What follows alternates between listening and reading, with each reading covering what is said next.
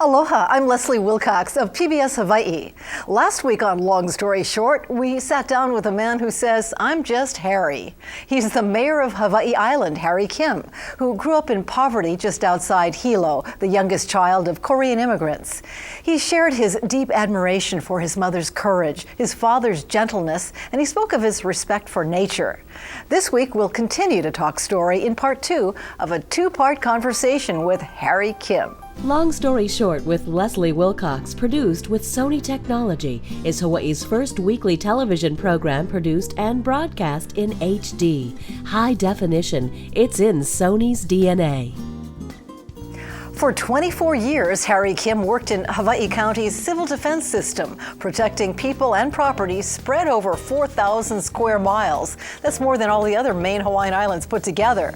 He retired as director after getting citizens through many powerful visits from the forces of nature. You know, we think we control our destiny, so to speak. When you look back, he probably had a 1% influence over it. We had a mayor by the name of Herbert Madioshi.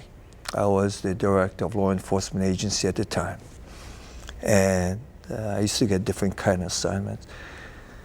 On that day in 1975, we had a major earthquake of 7.2. And it caused a lot of destruction, obviously. Unfortunately, a fatality from a tsunami. And county government got criticized for lack of proper response. And a person in charge told the mayor shortly thereafter that he would not like to keep the job. He was temporary anyway. And the mayor called me in and said that, I want you to fix this agency. Just ensure me that when I leave this job as mayor, nobody else's death is on my conscience. And that's thrown to the job. I thought, I didn't want the job. I thought maybe 2 years and I'd leave. I wanted to go teach at the college level. And that's how much of a slow learner I am. And 2 years stay to 24. It was just one of those things that so many things happened thereafter in regards to storms, in regards to fires, in regards to droughts, in regards to volcanic eruptions, you know, and just kept going. And before you know it, 24 years passed. After falling into the job and enjoying that long career at county civil defense, Harry Kim entered the race for Big Island mayor. That was just 2 weeks before the primary election in 2000, and his bumper stickers read, applicant for mayor. Kim won the election and took the general election with 50% of the votes, nearly twice that of his closest rival. He became the first mayor of Korean descent in the United States. Now, Harry Kim is nearing the end of his second term. Yeah, I'm sure everybody remembers your remarkable candidacy for Big Island mayor, the $10 limit on campaign contributions, no campaign network to speak of. And I'm wondering what it was like when you entered the mayor's office. I mean, clearly you knew county government. What made you think, I can do this mayor's job, and of this very diverse island facing so many challenges? I worked for county government at that time, 30 years. Every job in county government was of administrative level, just the way it turned out. The job before civil defense was the director of the law enforcement system administration. I worked with state, county, and federal and private sector. Civil defense, basically the same, but in a concentrated field. I knew where we were financially from cabinet meetings and projections of growth and shortage of revenues. I was typical of a lot of people, of seeing things not being done, but you know, you don't say anything, it's not your role. Saying things didn't matter anyway. I went in it totally aware of what the problems I wanted to address. That was one side. The other side of it was simply, I think I represented a lot of people that felt of a growing detachment from our government, of even distrust. Of that this government, which was supposed to be for us, was not for us. So you went with that kind of philosophical thing, but you also knew to do what you wanted to do, you had to run a certain way. And to give you that kind of independence and tell people, no more than that. No fancy speeches or brochures of I'm going to do this and I'm going to cure the ills of the island and the state or whatever. All I said was one thing: I will apply for this job, and I promise you to do my best to do what is right by law. And that's all I promised. No more than that. And I knew I could do it in regards to two reasons. I really felt I knew government. I really felt that I knew what the problems were. And I really felt that my jobs of past gave me the needed experience of having people work together to address it. I didn't have no magic answers in regards to how to solve the problem. I just knew that confidence within, because of job experience, that I knew these people. I could try to get them together to address the problem. And you've spent a lot of time working to get people together, not management by fiat, but hey, let's get a group together and let's really talk about this and let's come together. And that's the job, The hardest part of the job is this, without any question on that answer to that, is no matter what you do with some, they don't trust you.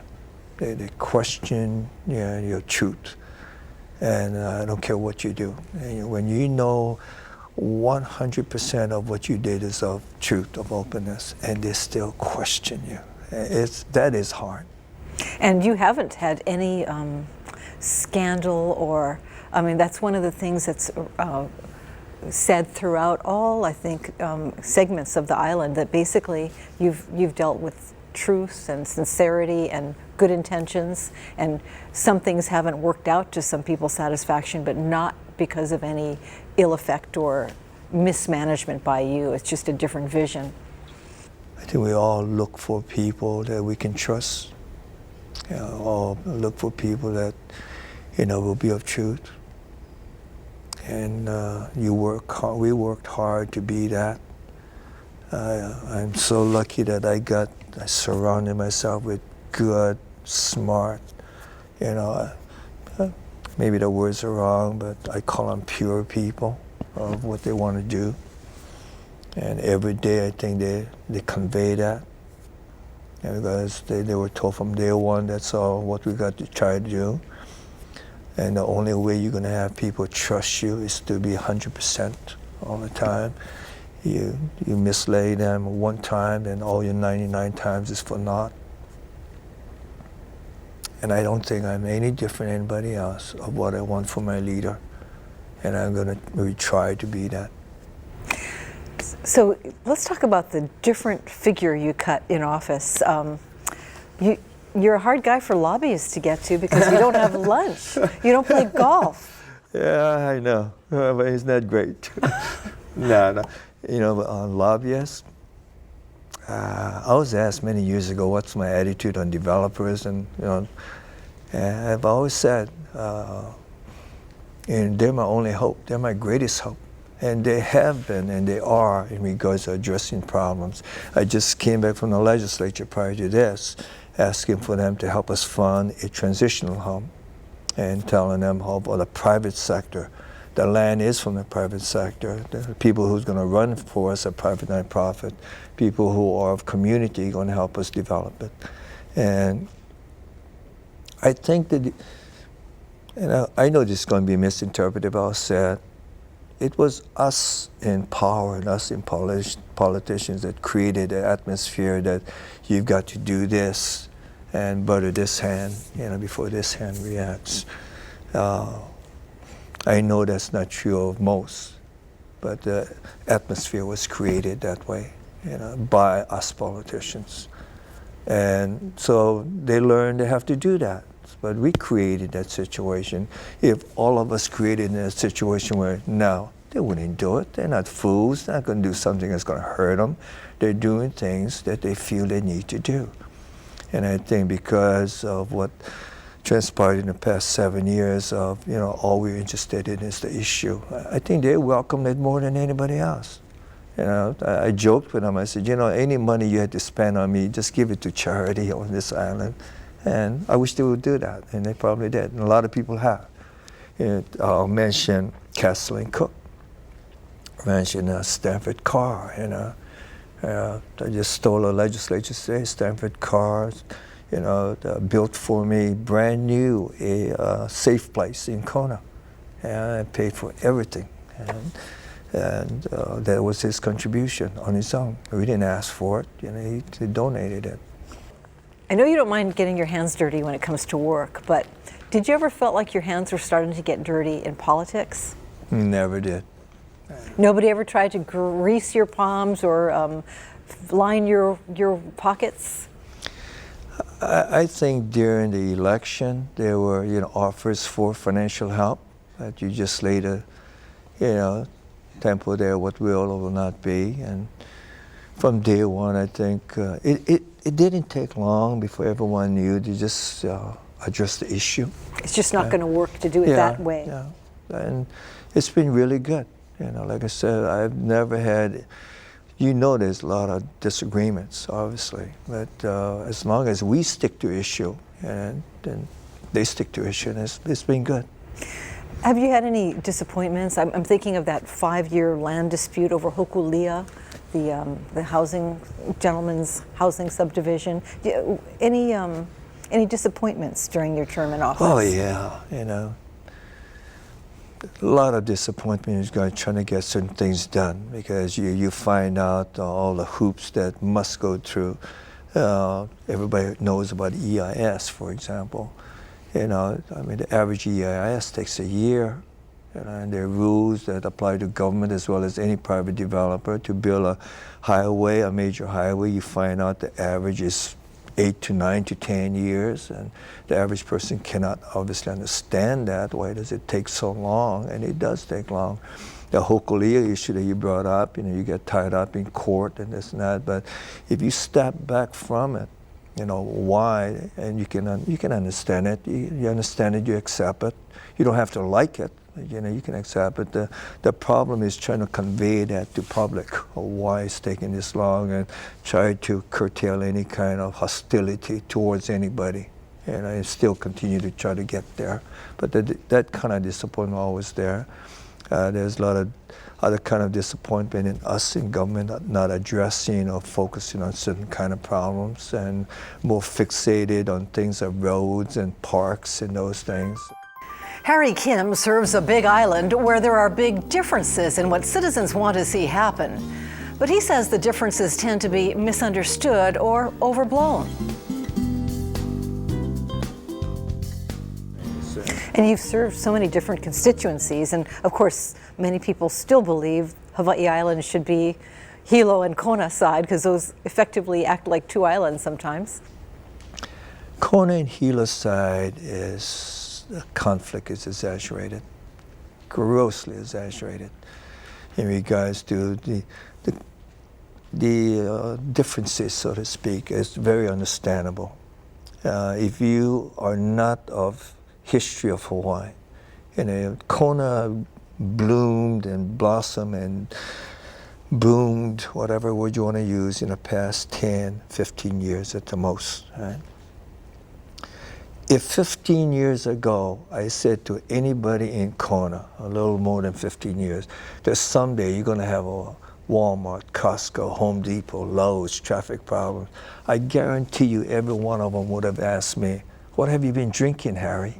And the growth factor, people don't even know that Queen Kaumana Highway was not finished until 1973 or 74. So, Governor Hiroshi coined it, I think, the Gold Coast. So, because Kona was just a small, quiet place. And all of a sudden this growth came, like the world did discover this beautiful place of Kona and Kohala. Naturally the infrastructures did not keep up. Naturally there's impatience. And naturally when they see the amount of money they contribute to the whole property tax of 65, 70%, and they see what they have versus what they perceive Hilo to have, they're going to say, look, it's not fair. So if you understand that, your job is twofold: to try to catch up as best as you can, but being fair to the whole island based on need, not how much you contribute. But the other part is to try to make people understand. And I really believe most of them do. And I believe, like most thing of controversy, there are a few that will make a lot of noise. But I really believe there are a few. I can feel that when I go to Kona. I have never had anyone mistreat me in any kind of tone. I don't care where I go. And the controversy of East and West or Hilo, Kona, I don't think is what people think it is. There was about a year, maybe longer, maybe shorter period where people were asking me if I was going to run for governor. I don't think I ever really seriously considered wanting to run. My ego was, I think, getting to me because people were saying, you know, we want you to run for governor and do what you're doing of government. And it came to the point where I felt that if that was something that I should do, you know, be responsible for, as they say. And then, you know, time came where I knew I had to make a decision, and so it's now I would feel, you know, like I'm betraying a commitment I made on Hawai'i Island. But you were interested. Interested? Mm-hmm.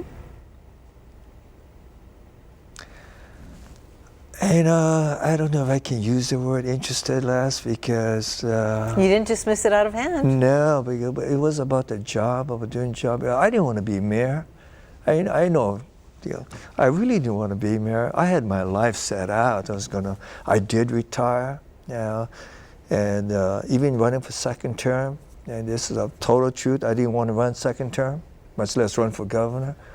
I wanted to do certain things that are personal, and maybe learn to play, enjoy the fish a little more and the birds a little more, and the sun and the ocean. My wife did not. I committed to everyone, I will tell you what my decision is by Monday, a certain Monday, because I promised this reporter, you know, just to put him off 3-4 weeks earlier, I said, I set this date, I just picked the date. He didn't forget. So as the date approaches, Harry, I said, okay, you know, I made a commitment. I did not know the 4 o'clock that morning. No one knew. My wife, staff, cabinet, nobody knew. I had a cabinet meeting set up for 8 o'clock that morning to tell them what I'm going to do, because their jobs depended on it. And it was at 4 o'clock in the morning, sitting by myself in the dark, in the quiet, that, you know, I felt I knew what I was going to do. That shows the political ambitions I had, which was non-existent. Mm-hmm. Yeah. As far as governor's race, you go through all the things you would like to see the government focus on, that I don't think we are. There are certain social issues that I really wanted to see if could be done. But decided your obligation was to the Hawai'i Island. I tell you what my thought process went that morning. Regardless if I ran for governor, regardless if I won, regardless if I lost, I would have a real difficult time looking at Hawaii's people in the eye again, because I would feel like I betrayed them. Because when you run for office, it's automatically, without saying anything, you committed yourself for 4 years. Nowhere did I ever say, maybe 2. And it was an understanding I was going to be here for 4 years, and I felt that if I left, I'd be leaving in 2. And that's a betrayal. From a sense of loyalty he felt he owed the people who elected him to office, Harry Kim chose to serve out his term rather than resign to enter the race for governor. He's now getting ready to wrap up his second term as mayor. Harry Kim's approach to politics and governance has been called unconventional. He doesn't do lunch, he avoids the dinner event circuit, and his dress-up clothes are pretty much his everyday clothes. Everybody knows you as the guy who wears jeans everywhere. I bought a better-looking jeans suit. I hope you appreciate it. I do. Have you ever worn dress slacks in office? Yeah. I think first day when I got inaugurated. And then? Second time when I got inaugurated, second time. I think that's about it. And no need otherwise? I mean, you know, I don't feel comfortable wearing certain kind of clothes. You know, obviously I have them. I'm sure people wish I wore them more, but Just wear when I feel comfortable. It's funny, isn't it? A lot of people who grew up without a lot, their dream is to have the material comfort they didn't have, but that doesn't seem to be true in your case. Oh, I like comfort. I like clean water. I don't want to worry about food. One of the things that is a scar that's there for whatever reason, I like a dry place and a dry house because we have so much leakage.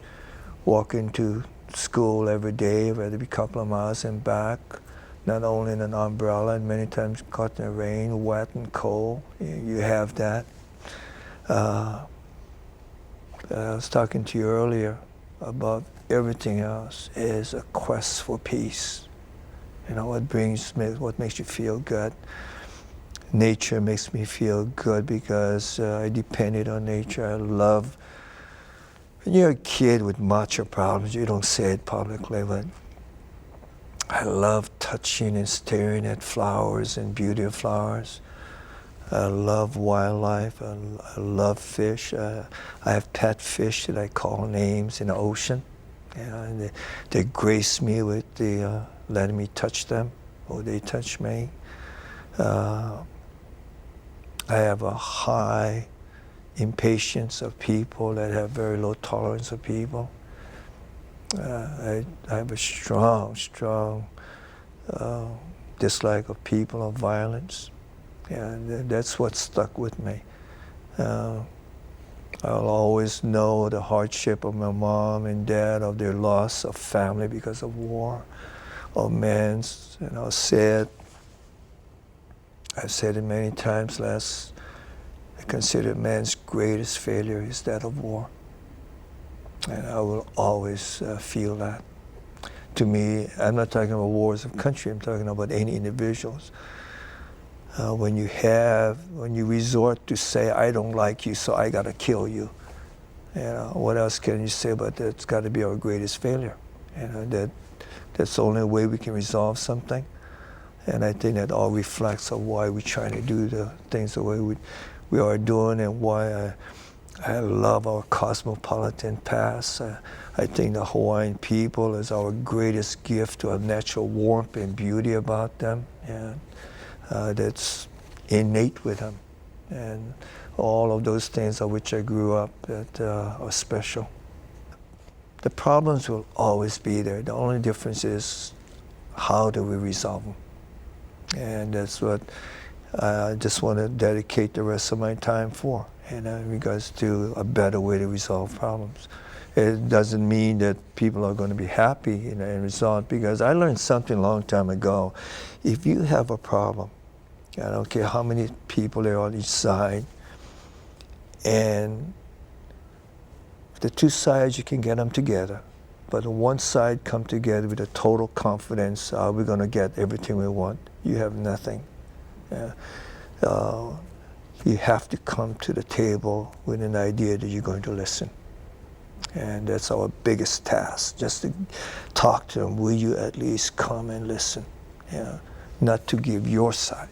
Will you just come to listen to the other side and then talk? It takes a lot of time on your part, doesn't it? Yeah. But you know what, the fate of mankind, you find that most of the people, they want that too. I really believe they want that too. So when you leave office, you've said a couple of tantalizing things, that maybe you'll go back to teaching, or maybe you'll devote your life to peace and resolution of war? I would like to do that. I don't care how small a scale, and I'm not, putting myself on any pedestal level. Okay? It can be on any level. And what greater way to spend your life than that? And I want to see what else I can do. This job ends in less than 10 months, and I'll see what else I'll do after that. Does that mean you're not going to take up golf? You're not going to learn new hobbies, or any hobbies? Once we went on a vacation, and you asked what do the kids want to do? Everybody named one thing. And I told them what I wanted to do, and I'm going to show you how limited how easy it is to make me happy. and the family knows this. I said, I just want to find me a beautiful stream in Oregon. That's where we're going to go. I'm going to take off my shoes, and I'll wade knee deep, stand there and feel the freshness and coolness of the water, listen to the water, look at the beautiful trees, and that's all I want to do.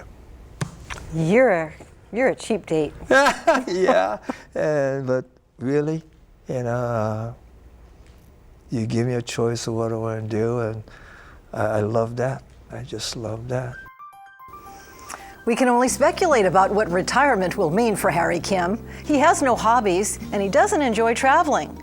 Will he make a run for governor in 2010? He says he has no yearning to be governor. That's not exactly a definitive answer. As you recall, he also said he didn't need to be mayor, and he didn't seek out his civil defense job. I'm glad you could join me for another Long Story Short. Mahalo to you and Harry Kim. Please log on to pbshawaii.org each week to see who's coming up with their stories. Keep sending us questions and suggestions by email. And please tune in next week for another Long Story Short. I'm Leslie Wilcox. Ahui ho kako. Long Story Short with Leslie Wilcox is produced in HD by PBS Hawaii with Sony technology. High definition. It's in Sony's DNA. Every single day I touch a flower. Every single day. I need it. I don't do it because of any other reason that I need it. The staff knows that they catch me looking at the sky. It takes me sometimes 10 minutes to walk from my car to my house because I stop and look at the trees and listen to the birds. And, I need it every day. I need my medicine, and nature's my medicine.